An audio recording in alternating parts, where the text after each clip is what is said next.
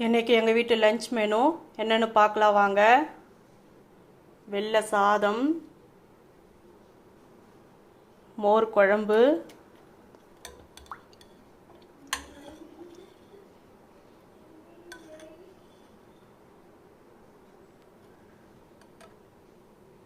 அவரைக்காய் பொரியல்.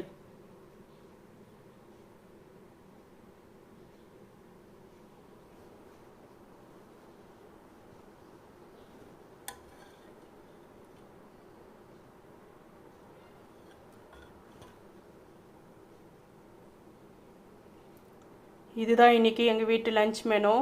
இந்த லஞ்ச் மெனு பிடிச்சிருந்தா லைக் பண்ணுங்கள், ஷேர் பண்ணுங்கள், சப்ஸ்கிரைப் பண்ணுங்கள். தேங்க்யூ.